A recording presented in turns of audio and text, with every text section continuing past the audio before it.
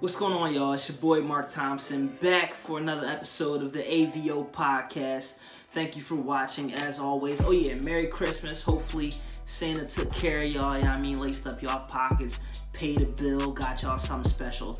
You know how it is. Of course, you know why I'm here. I'm here to talk that talk. Sports, as always. I want to talk about my struggles of the Philadelphia 76ers. Even though they're playing well, they're one of the top teams in the Eastern Conference, there's definitely some room for improvement, and there's definitely some holes that need to be filled. And of course, with one game left in the NFL season, it's do or die for my Philadelphia Eagles. You know I gotta spend time talking about my birds, and I want to give you a little Wentz versus Foles and who I'd rather have at the gun, especially in crucial times. So, of course, I'm going to start with my Sixers. Now, before I dig into the Sixers, I was asked this question, my opinion on the relationship between Joel Embiid and Ben Simmons. And it's actually an interesting one, because when you have a dynamic duo, there's always something, and if you look at history, they don't always last. They may not last because of contract situations, or they may not last because the players just don't get along.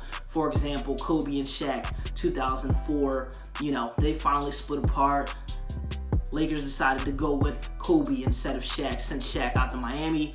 And then, even our most recent breakup, we got Russell Westbrook, Kevin Durant. Kevin Durant decided to leave, decided to go to Golden State Warriors and leave Russell Westbrook in Oklahoma City. So, as far as the relationship between Ben and Joel, there are some differences between the two where you could see where they may have a little beef. But for example, I'm gonna start with Ben. Ben's more of a quiet, keeps to himself type of guy. He's not really too much in the limelight. As far as his relationship, but as far as on the court, you don't see too much fire out of Ben. Like he'll give you some heat. He'll give you some heat, against some of the weaker teams in the East. But he's a no-show when it comes to playing a team like Boston. So he shows no passion there, and then he doesn't quite have that killer quite yet. But at the end of the day, he's still a young kid, so he has time to develop all of this. Now, as far as Joel Embiid, he's a little bit more outgoing, charismatic. You see him in different commercials. He's out there, and he tends to be a little bit needy.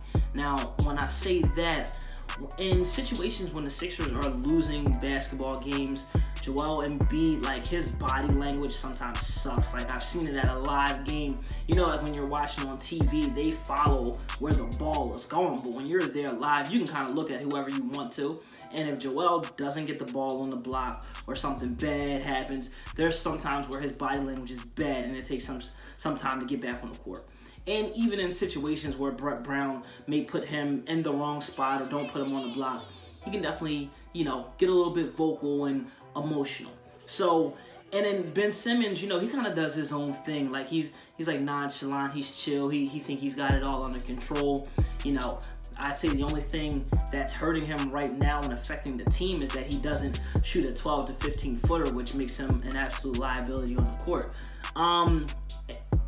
I don't know if their relationship can last in the future. I really see, if anybody's going to be Philly to the core, it's going to be Joel.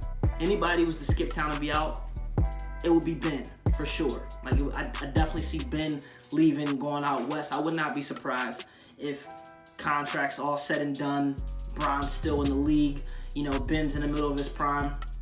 If he went over to LA and played for a team like that, I just don't, I'm not sure. But then there's parts of me that says, well, Joel's character is so big that Ben can hide behind it, and he don't need to be the face. Everybody knows that Ben's a superstar. He can do his thing, but he doesn't need to be the face or anything like that. He doesn't need that publicity from the way it looks right now. So with that being said, I think they could last, but it all depends. I think it all truly depends on Embiid. Or is he going to complain if Ben starts taking away his touches? Since Ben can't shoot right now, they both hit the block and clog the lane. So that could be an issue in the future. So only time will tell. But yeah, you could definitely see that if anybody's going to go for sure, it would be Ben, because Joe is going to be crying possibly But I want to be wrong because I want to see a championship come to Philadelphia. I want our dynamic duo to stay together.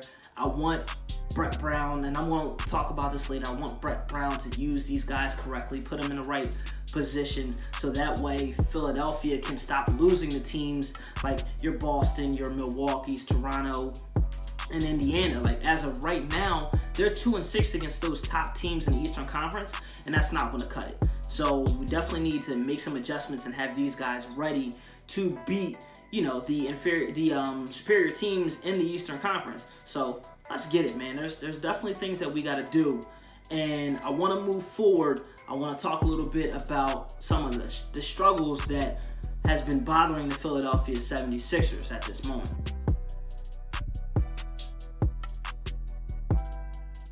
So if you're watching some of these 76ers games like I do, you'll notice that the Sixers will have a big lead for the most part going into halftime. That's because they got Jimmy Butler doing his thing, Joel Embiid, Ben Simmons, they're all clicking on all cylinders, right? Looking good. Third quarter comes, right? The rotation's a little different, kind of, you know, foot is taking off the gas pedal, and we lose some production, and that's a huge problem. That's because we still don't have a bench, like, at all. We get nothing from the bench. I mean, not much at least. So, truth be told, there should never be a game where TJ McConnell plays more minutes than Landry Shamet. I'm sorry. I'm sorry. Like, look, I like TJ. He's a scrappy player, but I mean, let's be real. I feel like if he wasn't on the Sixers, he might not even be in the league. I'm just saying. I mean, great guy. I know he does a lot for the locker room, but it's not quite there, and he's not really a playmaker. There's some things that he can do that can help, but nah, he's an absolute liability, and you saw that in the game on Christmas against Boston. Kyrie Irving eyes lit up when he saw TJ McConnell. He called ISO all day. Clear out. So yeah, that should never happen. TJ McConnell should never play more minutes than Landry Shamet whatsoever. Also, another problem that frustrates me is we don't really have a good backup center. Like, I'm starting to question, like, why did we ever let go of Rashawn Holmes? Like, I liked him. He was good. He was big. He was athletic. He could run the floor. He could rebound. He did make some bonehead plays, but, like, I mean, that comes with age and experience. But, like, now we don't have a backup center. Like, I don't really trust Amir Johnson at all. Also, Mike Muscala, he's there. He plays a little bit of 4 and 5, but I've never even seen him line up on the block. I don't think I've seen him do a sky hook or a hook at all. No, he's just behind a 3, which is cool. Like, I get it, the league has changed, but we don't have a quality backup center, and that's where sometimes things can get a little scrappy. Like, I still want somebody cleaning up the glass when JoJo's not out there. Another thing that I've observed just from watching these games is that I truly feel that Wilson Chandler may not be a starter in this league anymore because it's just not cutting it. I mean, maybe he's still getting his legs under him. I know he had the hamstring injury and everything. I get it. He is a scrappy player, but he's just not cutting it as a starter. So we definitely need something there. And more improvement that I feel like we need somebody, a playmaker, another guy who can get people in position. Like, I know we're getting Fultz back, and he's an excellent playmaker, so hopefully we can get him pretty soon. But in the meantime, we need something. Like, it has to be from somebody. Like Landry, he doesn't really do it, but he can definitely knock down jumpers. He has no problem knocking down jumpers, you know, getting a few buckets, doing exactly what we need him to do. So I do like that, but a playmaker is definitely a must. That's something that the Sixers need for sure. And I do like Korkmaz. Like, he's a good shooter.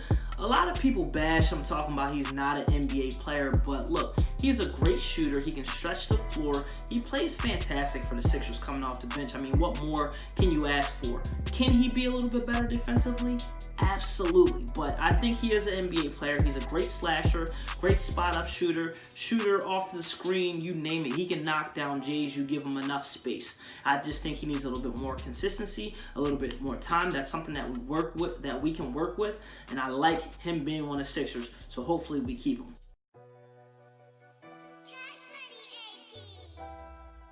So I was doing a little bit of research, thinking how we can address those issues that the Sixers have right now, because we still have a long season, you know. Overall, the goal is to improve the bench so that we can make a stretch, keep up with your Bostons, your Milwaukees, Toronto, you name it. All right, so those are the teams we want to keep up with. And I got 3 guys in my bag that I think that can come in and help the Sixers right away.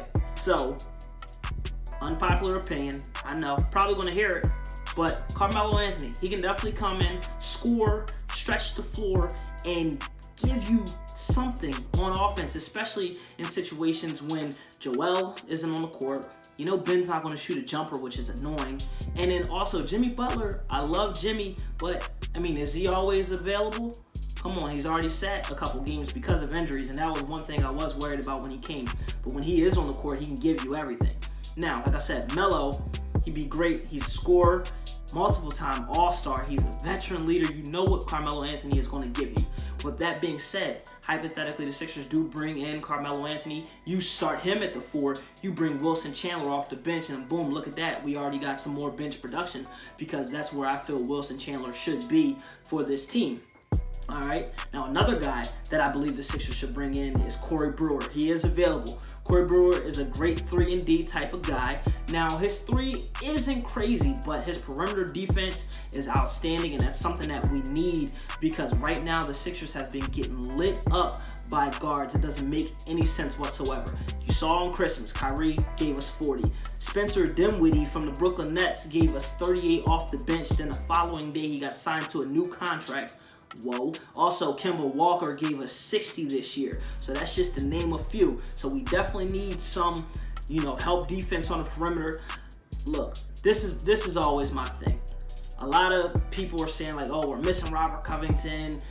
Look, Covington, he was never an amazing on-ball defender, but his length did help out in the passing lanes. So if we got somebody like a Corey Brewer, great. We can get him for cheap. He can run the floor. He can play the 3, play the 4. Great guy. Definitely somebody I think we could use for sure.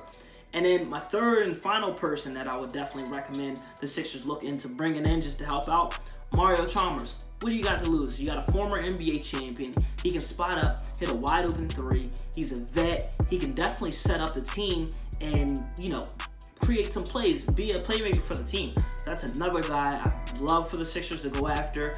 Will they work in Brett Brown's offense? It all depends, but as far as getting veterans out here, especially with the young guns that we have, I think that'll greatly elevate the Sixers, and that's something that we need right away.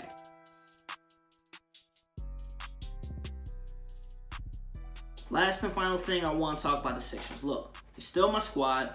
I love the Sixers, but Brett Brown is frustrating, man. It's really frustrating watching the way he coaches. Now, I know his emphasis is defense and hustle, very scrappy, gritty type of coach.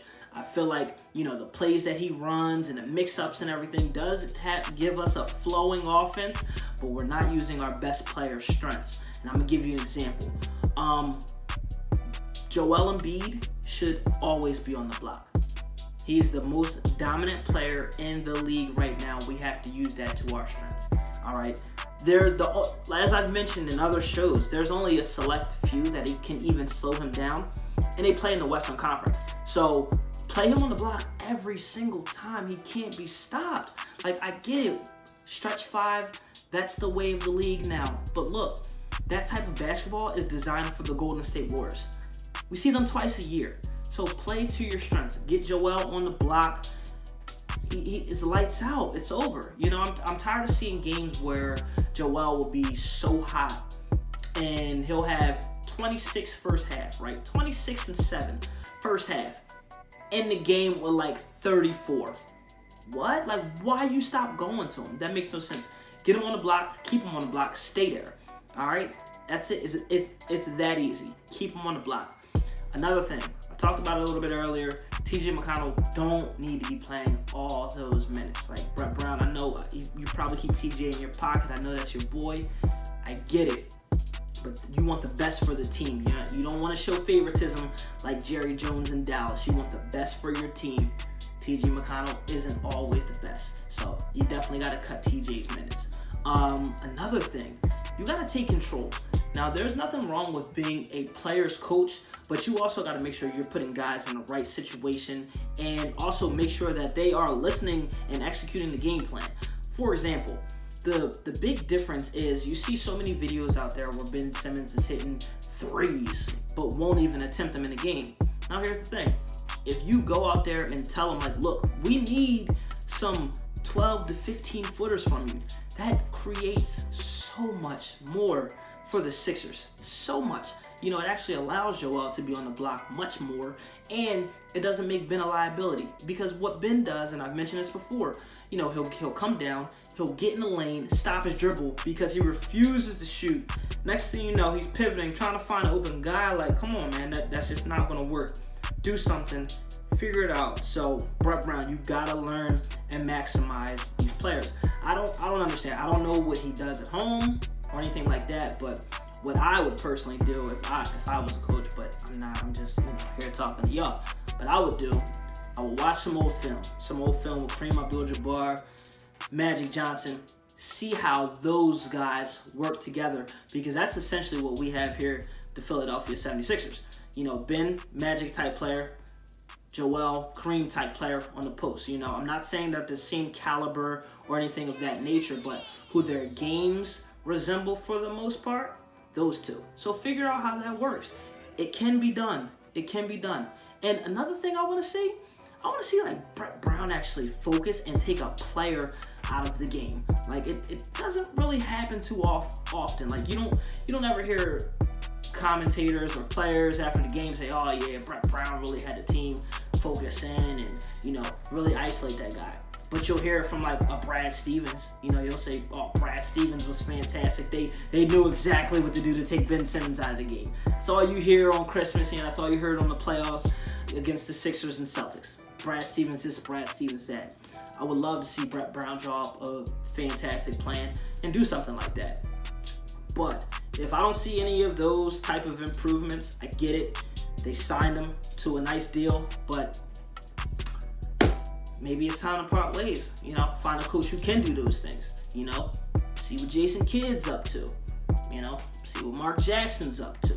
There's plenty of guys out there that would definitely help turn this team around. I would say see what Derek Fisher's up to, but he's out here coaching the LA Sparks in the WNBA. So there's a lot of options out there. And even Larry Brown just got fired from coaching overseas. So there's options out there. We just gotta learn how to use our pieces, for sure.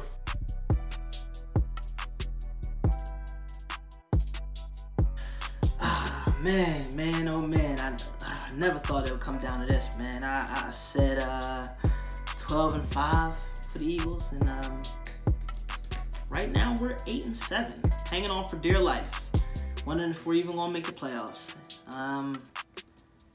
It's tough. It's tough. Wasn't expecting this at all, but we still got a chance. That's why I'm rocking my birds as always. Still got a chance. And this weekend we have the Redskins. We're away, but we also need the Chicago Bears to beat the Minnesota Vikings. Like, we really need that bad. It's crazy though when you think back. We wouldn't even be in this situation if we had held on to two leads.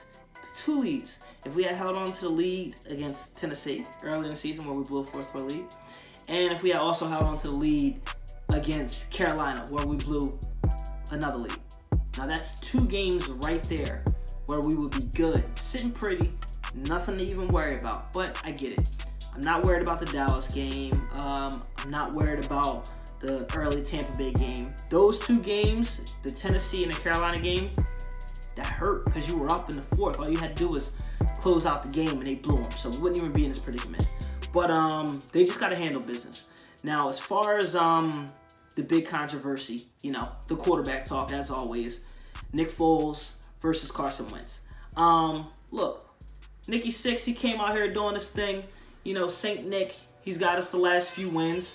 He's been on fire, man. That last game was just a roller coaster ride, and I'm happy that we were able to pull it out and have been able to pull it out. I just love the way our offense looks with Nick Foles under the helm. He definitely spreads the ball around more, and sometimes he looks a little bit more accurate, but that's all play design, and that's the thing that kind of confuses me a little bit, because the offense just seems simpler with Nick in. So how come it can't be simpler with Carson? Like, is it because in your mind, like, you know Carson's a better player, so you give him everything and you simplify it for Nick? Is that what it is? But also, here's a few things I noticed. When's the last time you guys actually seen Carson Wentz go to the line, audible, identify defenses, call out this, call out that? Don't really see that. Does he not have that freedom? I saw Nick do it, so, you know, it's kind of give or take. Like which is it? You know, are you giving one player the keys, one player you're not giving the keys to? You know, one player you let them ride the bike, other one you got the training wheels on? Come on, you got to let us know. Also, another thing. Now, at the end of the day, it's not rocket science. Like, we know Carson Wentz is a better player, right? But he's still young, and his decision-making, I've always been saying this, his decision-making is not the best. And I never thought that I'd be saying this, but I like Nick Foles a little better because he knows how to check down.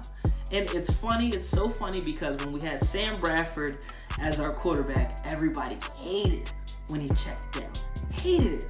But, like, I appreciate it now because, well, especially with Nick Foles, because Carson, he's always trying to force something to Ertz, you know. And I get it, that's your guy, but you don't have to force it. You have other options. You got guys in the flats, you got guys here, you got guys there. Spread the ball around. There's more people you can get the ball to. Nick Foles, he goes, he sees the progression, he goes through each person. He doesn't, you know, just focus on one guy. So that's why I would rather have Nick Foles at the helm. Now, look, it could get a little crazy, because if Nick Foles somehow gets us in the playoffs and we happen to win another Super Bowl, that's where it could get ugly. Like, then that's where, what are we going to do? You know, do we keep Nick? We put Carson on the block? What are we going to do? Things are definitely going to get out of control, out of pocket. I don't even have a take on that yet. I've been jokingly saying to like my Cowboys people that I know, look, give us Zeke in the first rounder, we'll give y'all Carson, because they definitely need a quarterback. You know, I've been saying that jokingly, but I really don't know what I would do in that situation. I mean, you take Carson, get a couple of, you know, first round picks from somewhere else, and then, you know, grab some of the young quarterbacks in the future, you know what I'm saying? Or I meant to say keep Nick. I mean, I don't know. All we can do is just wait and see what happens Sunday. So Sunday's going to be definitely an awesome game. I'm very excited. And that's all I got for y'all this week. So I just want to thank y'all for watching. As always, I'm still, you know, if y'all follow me on my IG and Facebook, y'all know I've been recovering from ACL surgery. So, you know, I'm getting stronger. For people who don't know what ACL surgery is or whatever, same thing Carson Wentz had, I had, but, you know, I'm coming along. But, you know, as always, thanks for watching the AVO show. It's your boy, Mark Thompson. I will be back. Oh, Happy New Year. Be safe.